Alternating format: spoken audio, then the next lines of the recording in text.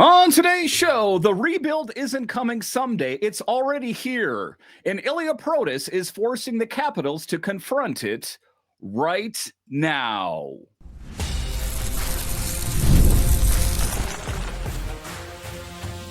Your Locked On Capitals, your daily podcast on the Washington Capitals. Part of the Locked On Podcast Network. Your team every day.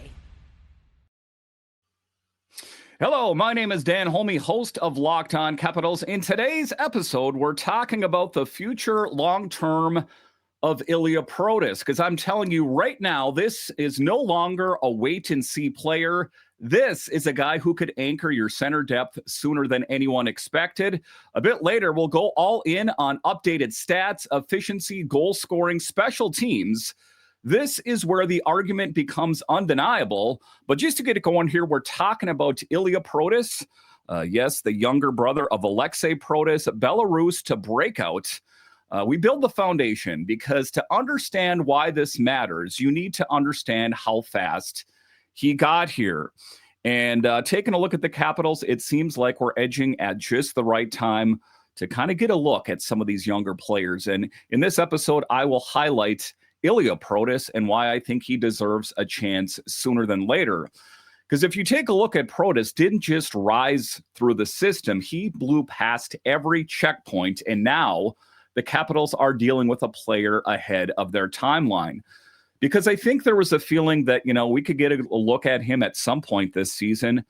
And to be, honest with you, I'm surprised that we haven't yet. I think that the Capitals were pushing all their chips in. He's having a good season with Hershey, that they didn't want to have him on the big team and sit him in the press box, kind of like what they did with Ivan Miroshnichenko. But talking about where he got, I'll really dig in here because I think people are still underestimating how unusual his path is. Because when you take a look at what he has done in a very short time, this is not linear development. This is acceleration. This is a guy who started in Belarus, comes over to North America, and instead of just needing a year, he adapts almost immediately. And taking a look at his numbers, the USHL, 51 points, the OHL, 124 points in 61 games, and his impact in the AHL, immediate impact at 19. And that's not, usually how numbers work. Most players, they start out slow. They take a while to ramp up, struggling with pace, struggle with physicality, need to adjust to a different ice sheet. Protas, he just keeps leveling up. And I want to stay here for a second on the OHL jump because that's where everything changed. 124 points. When you take a look at it, 124 points is not just a good season. I'm going to call it what it is: dominance, control. That is a player dictating the game every single night. Because here's the thing. Sometimes junior dominance doesn't translate, and we have seen some players that we perceive that we're going to get shot straight to the moon. Think Andrew Cristall, for example. He's needed a little bit of time. And like I say, we've seen that before. Guys rack up points in juniors and then hit a wall in the American League. So the real test was always going to be Hershey. And what did he do? He walked into the AHL, one of the toughest leagues in hockey. It's still pro hockey, one level under the NHL, and immediately becomes a top producer.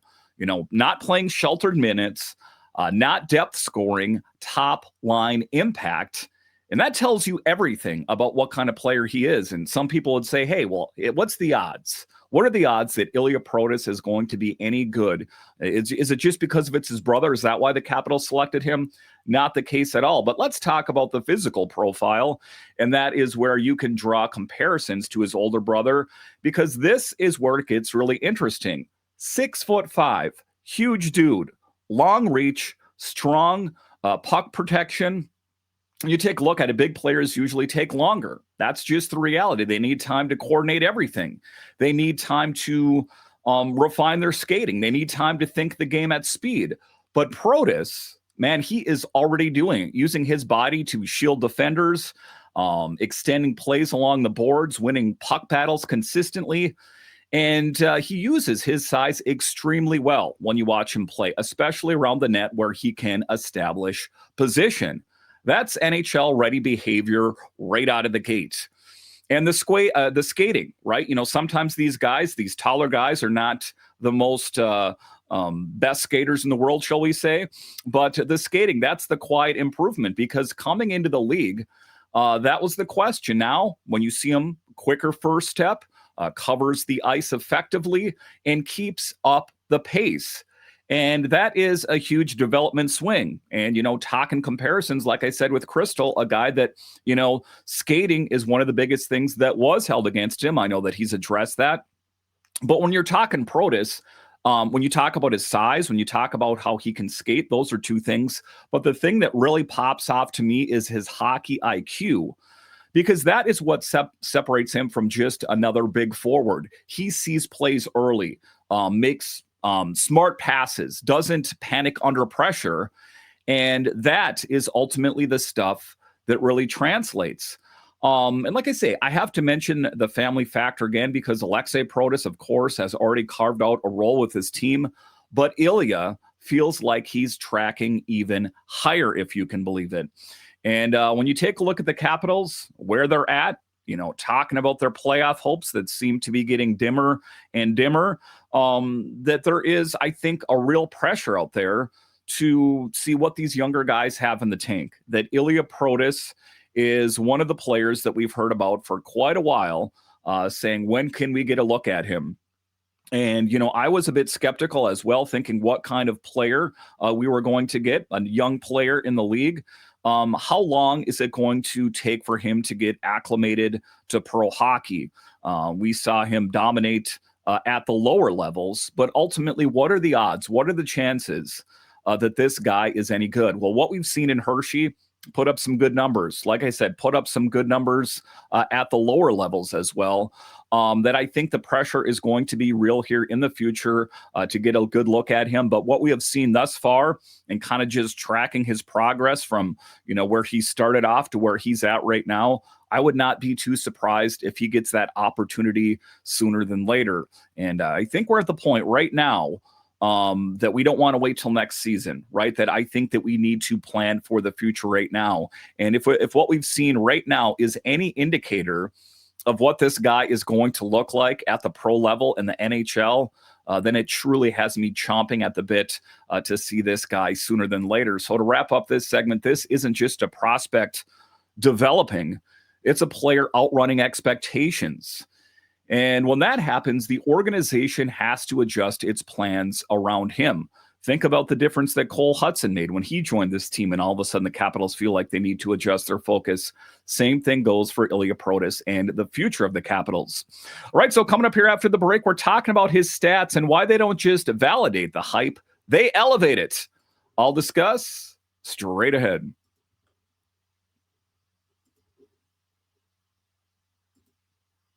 There's nothing like being in an NBA arena, the crowd, the energy, the moment. Getting tickets, though, that part hasn't always been so simple. That's why GameTime has become the go-to app for scoring tickets fast without the hassle. It puts the advantage back where it belongs, with the fans. Listen, I went to an NBA game here recently, and I struggled to find tickets, and then I used GameTime. It made it so easy. I pulled up the GameTime app, picked up an upcoming game, and had tickets locked in within minutes. I love seeing the all-in pricing up front, no surprise fees at checkout. Being able to see the view from the seat before buying made the decision easy. Plus, zone deals stood out. Choose this section, GameTime picks the seats, and you save. So take the guesswork out of buying NBA tickets with GameTime.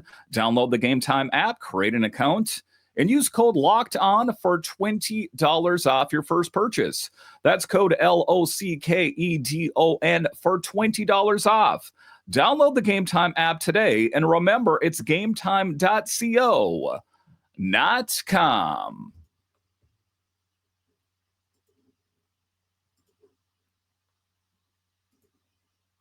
Don't forget to check out the Every Dare Club for ad-free episodes and access to a group chat with me and other listeners of the show. Head on over to lockedoncapitals.supercast.com. You get an ad-free version of the show, plus a members-only group Discord. Plus, depends on what option you opt into, we can text back and forth about the Capitals. There's so much to love. lockedoncapitals.supercast.com. There's also a link in the show notes.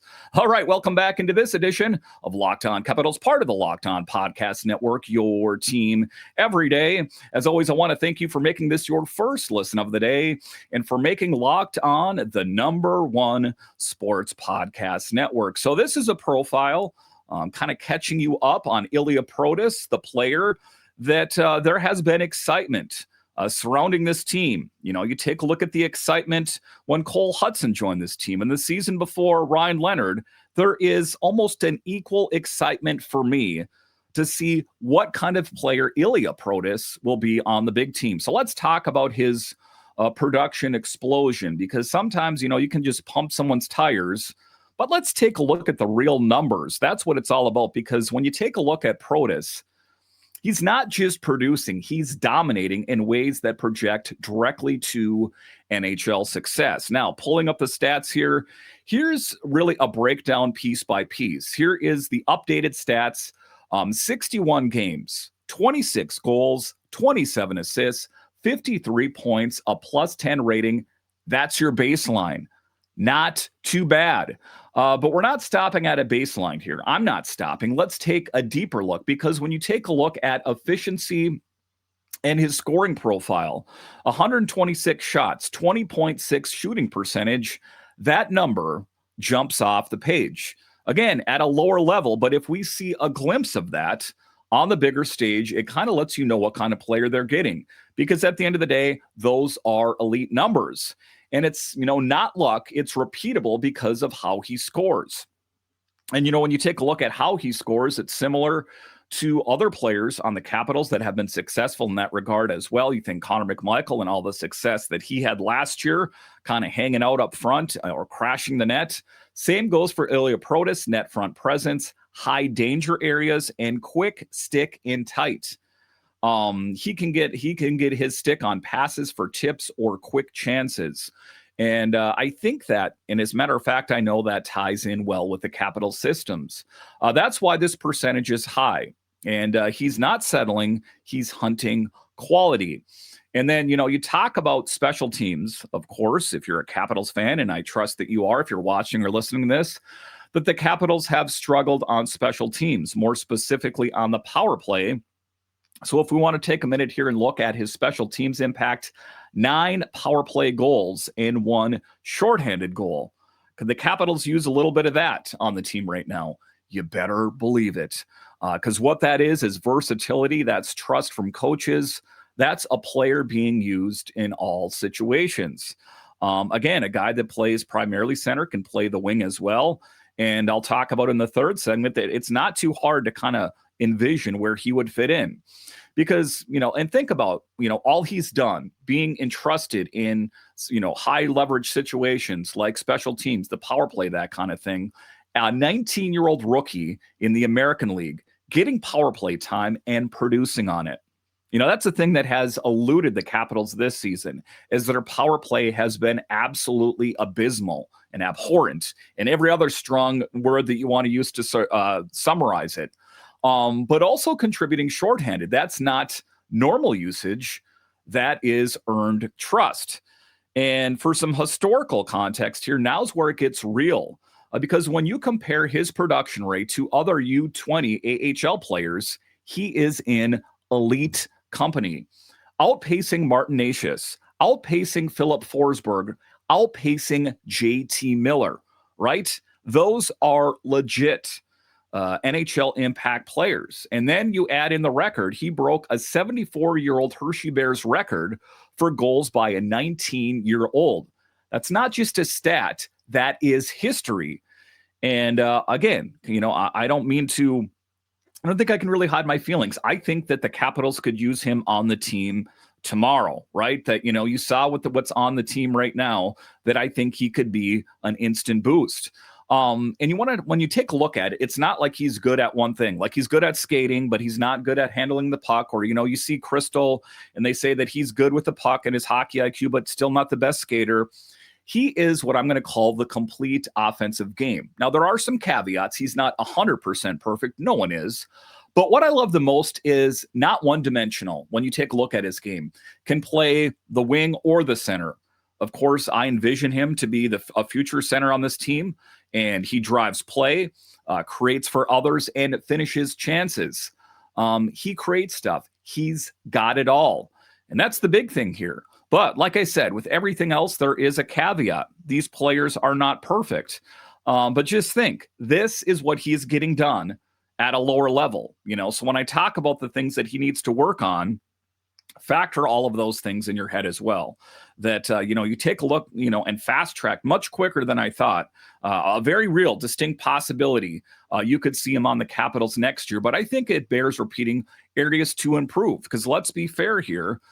There are still things that need to get cleaned up. What we have seen from him, and these are, nothing to sweep under the rug here, but at times defensive lapses.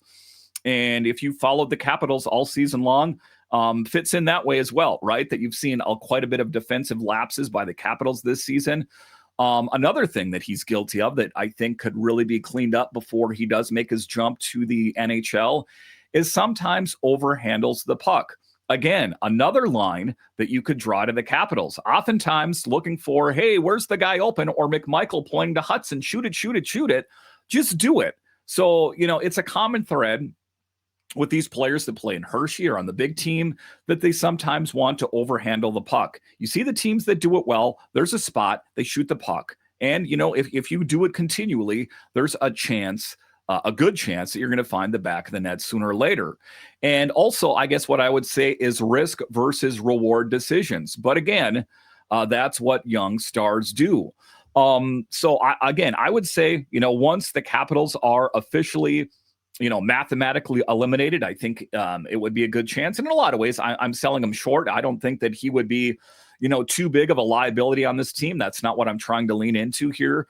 But I think, if we can finally set that aside where like the numbers don't match up, the Capitals cannot make it to the playoffs, that seeing him on the big stage sooner than later would be advantageous. With that said, if it's not till next year, I want to see him in camp right out of the gate. Because I just highlighted his glowing numbers. I also highlighted things that he needs to work on, that if, in a matter of fact, he doesn't join the team until next year, those are things that he could really drill down on and fix. There's not a lot of them. For being a young player, he is an extremely well-rounded player. Like I said, that if the Capitals called him up and they put him into a game, it would cause no surprise with me. But the thing, like I said about Miroshnichenko, I think there's nothing worse than, calling these guys up and then putting them up in the press box. I think that if he is not going to get the playing time, he's best served in Hershey. And ultimately, I think why he's been down there this entire time. But to wrap it up here, the numbers don't just suggest NHL potential. I guess if you look at it, they demand an NHL evaluation, because this is a player whose production screams ready sooner than later, right? There are things that he needs to work on, but if you weigh out the plus versus the minus, there's more plus or positivity than there is negative. And ultimately, at the end of the day, what has me the most excited about seeing him in an NHL game. All right, so coming up here next, where does he fit in with the Capitals? Because now the pressure isn't on the player, it's on the Capitals. I'll discuss straight ahead.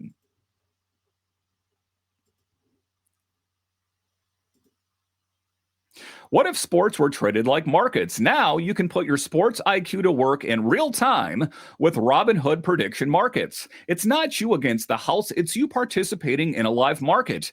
You can buy or sell positions live all game long. Use your sports knowledge in the moments that matter. Robinhood prediction market changes the game. It's people moving the action, so when the momentum shifts, you can move with it. I always knew the game, but never had a dynamic way to apply that knowledge. Now I can actually take part live in a market powered by people. You're no longer just a spectator. Play by play, you decide. Trade every play with Robinhood, now available across the U.S. Download the Robinhood app now to begin. Futures and cleared swaps trading involves significant risk and is not appropriate for everyone. Event contracts are offered by Robinhood Derivatives LLC, a registered futures commission merchant and swap firm.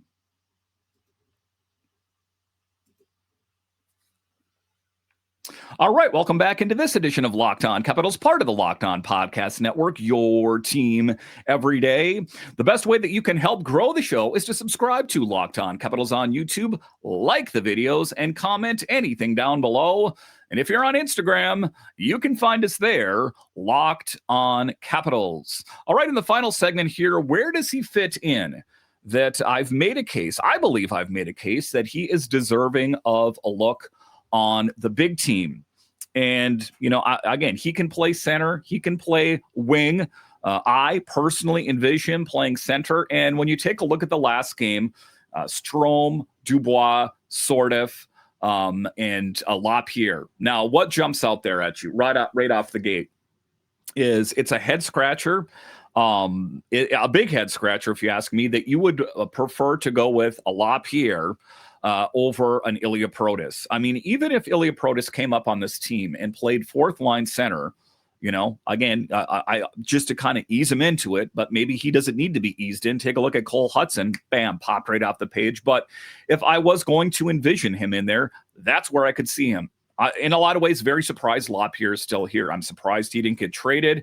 Has played a bit better after the trade deadline, but big picture, I think that Ilya Protas would be an upgrade. And I think all of you watching or listening to this would agree to that as well. So let's talk about that in the final segment of today's show, because I think Ilya Protas is forcing his way into the Capitals' long-term plans, and they might need to accelerate everything, just based on what we've seen. Cole Hudson, wow. Ryan Leonard, wow. Putting up big goals, big points. These young kids are fully cooked, ready to go.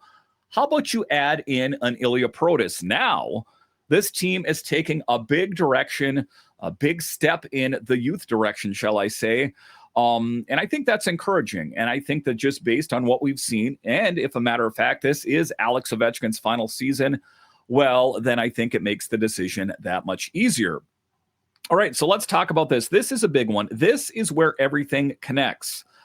Because the Capitals are in transition, right? I still am a firm believer that this is Alex Ovechkin's final season in the NHL. Recently, a career 1,000th goal. Of course, that is combined regular season and postseason. And regardless, the Ovechkin era is nearing its end. The roster is shifting. The identity is evolving. This team has been dubbed old and slow, right? I think that's changing. And we saw that change with when you saw Carlson get traded out, when you saw Dowd get traded out for futures. That was your sign that this team is headed in a younger direction. But then you see Cole Hudson. Wow. Leonard. Wow. Ilya Protas, ostensibly. Wow. That you can see this team, it just kind of makes sense to go in the direction that the rest of the NHL is going in. And now you have a 19-year-old center dominating in the AHL. That's not a coincidence. That is an opportunity. And I don't want to sell this guy short. I think there's a distinct possibility he could be in the top six. Maybe not right out of the gate, but at some point, I could see him being a top six center. Because let's talk about the center position specifically. Like I said, Strome, 1, Dubois, 2, Sortif, 3, LaPierre, 4. And so there's room there. There's opportunity there. And, I think that Sortif has earned his spot, of course, that you saw him really take off, a guy that started the season penciled in to be a fourth line winger. Then we saw him with PLD being out at times, played second line center. So I don't want to cut him short, but LaPierre is the easy one for me. And I'm just keeping with the script of keeping him at the center. Of course, he could play wing and might get some chances on the wing. But, that I think that LaPierre, of course, is the odd man out, kind of a lame duck contract, if you want. They're going to come to terms with LaPierre at some point, or he's going to walk. I don't see anything that would indicate, nor should there be, that LaPierre gets any sort of an extension. So talking about that, Strome, Dubois, Sortif, and LaPierre, opportunity. And Protas fits exactly what you want in the modern NHL. What am I talking about? I don't want to be ambiguous about it. Size, skill, versatility, and playmaking. He is a complete top-line center, has been so far, bound to be on an NHL team, the Capitals, soon enough. And I think that is encouraging.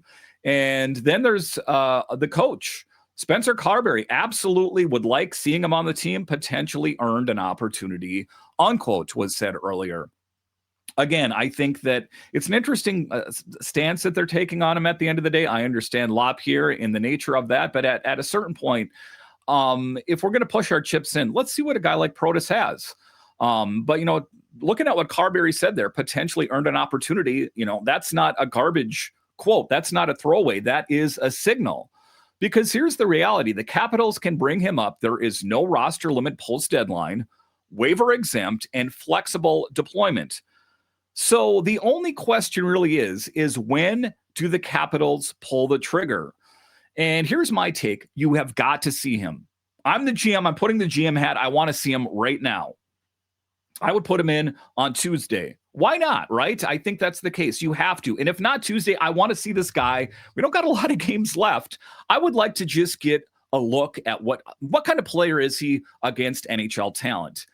Because if he translates even a little bit to the NHL, it changes everything. It accelerates this rebuild. All of a sudden, you have an arsenal. You have Hudson, Leonard, Protas, not to mention Cristall. And I'll talk about more here in a bit. But accelerates the rebuild, clarifies roster decisions, and defines your future core. That when Chris Patrick goes into the summer and we get July and it's free agency, that maybe we have internal options. Maybe we don't need that top six forward anymore. Maybe we already have it in-house. Because let's project a forward here. 2026, 2027, full-time NHL player, top six upside, like I said, power play contributor. I'm drinking the Kool-Aid and maybe even more. That is just kind of a baseline. I really think that he could be a top six forward for this team. Because if he hits his ceiling, you're not just adding a player, you're adding a centerpiece. And that changes how you build the entire team. That I think for no other reason other than to say, we don't have to guess. We don't have to have a hunch of what kind of player Ilya Protas is going to be in the bigs. We'll get a look at it. And Chris Patrick can go, well, that changes what I think we need to add this summer. So an intriguing player, right? I think that, would be an instant boost. I've heard from many of you, the everydayers who are texting me. I get quite a few texts from people every day from the everydayers asking me about Protas. And one day, I'm really hoping I can come to you guys and tell you about, hey, good news. Protas joined the team and he's going to be in the lineup. I don't know. I don't know if it's going to happen this season. But again, if I'm putting the GM hat on, that's what I would do for sure. So to wrap up this segment here, the Capitals don't have the luxury of patience anymore. Ilya Protas, in a lot of ways, is forcing a decision. And if they get it right, he could define the next era of this franchise. Because final thought here, this is the kind of moment you look back on where a prospect stops just being a name. He stops just being Alexei Protas's little brother and becomes a part of the plan. The stats say it. The coaches see it. The timeline demands it. Ilya Protas is arriving, and the Capitals, well, they're officially on the clock. All right, once again, I want to thank you for joining me on this edition of Locked On Capitals, your only daily year-round podcast covering the Capitals. And I want to thank all of you that listen on the audio side and watch this on YouTube. You, as a matter of fact, are what makes this show successful. And calling one and all, join me. Like I said, the people that text me each and every day, my phone blows up all the time. I love it hearing from you guys talking about the Capitals. Join the Everydayer Club. Go to lockedoncapitals.supercast.com. Get an ad-free version of this show. Members only, Discord access, and more. Again, there's different tiers. You can opt in and have that service through subtext where we can text back and forth. Head to lockedoncapitals.supercast.com or follow the link in the show notes. For those of you on the video side, we send you to the first ever 24/7 national Locked On Podcast Network YouTube channel on audio. Make sure and make your second listen NHL game night on Locked On NHL. All right, once again, I want to thank you for joining me on this edition of Locked On Capitals, part of the Locked On Podcast Network. It is your team every day. My name is Dan HOLMI, and I'll talk to you again next time.